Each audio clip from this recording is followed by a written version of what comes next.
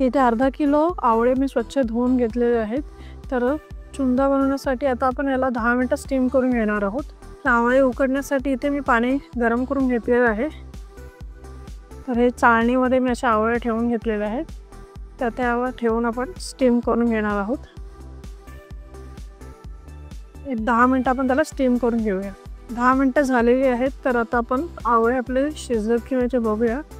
तर त्यासाठी इथे मी सुरी घेतलेली आहे, सुरी बघूया आवळ्यामध्ये जाते। तर आता हे आवळे शिजलेले आहेत। आता आपण गॅस बंद करून घेऊ। आता हे आवळे आपण थंड करून घेऊया। आवळे आता आपण किसणीच्या साहाय्याने किसून घेऊया। किसतानाच्या नंतर मधली बी येईल ती काढून घेणार आहोत आपण। असं बारीक आपण आवळा किसून घेणार आहोत। आवळा मी छान बारीक किसून घेतलेला आहे। आता आपण गूळ बारीक करून घेणार आहोत।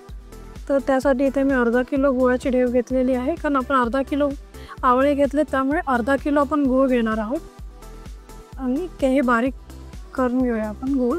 इथे आपण अर्धा किलो आवळा घेतला, अर्धा किलो मी बारीक कापून गूळ घेतलेला आहे। तर आवळा आणि गूळ आपण व्यवस्थित मिक्स करून घेऊ याच्यात। आवळा आणि गूळ आपण मिक्स करून घेणार आहोत। आवळा आणि गूळ आपण व्यवस्थित इथे मिक्स करून घेतलेलं आहे। आता हे मिश्रण आपण टोपात घालून घेऊया।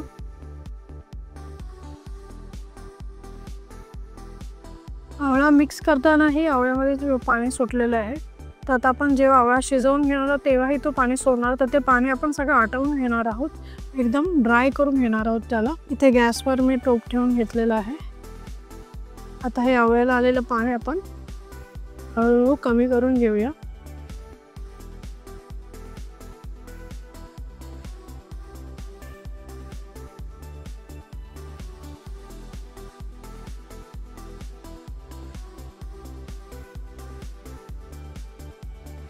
गूळ आणि आवळ्याला सुटलेलं पाणी व्यवस्थित कमी झालेलं आहे। तर यामध्ये मी आता आलं, किसलेलं आलं आणि दालचिनी घालून घेते।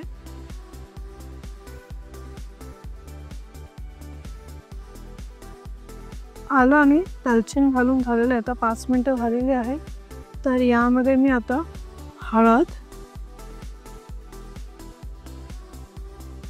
लाल तिखट, गरम मसाला पावडर, थोडी वेलची पावडर, काळा मिरी पावडर व काळं मीठ घालून घेणार आहे।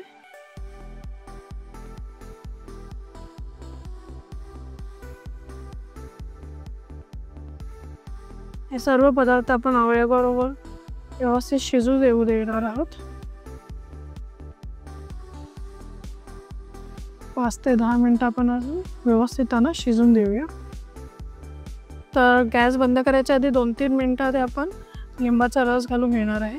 तर मी इथे 1 लिंबाचा रस घेतलेला आहे घालून। तर लिंबाचा रस घालून आपण मिक्स करून घेऊया। तर छान आपला आवळ्याचा मुरंबा तयार झालेला आहे।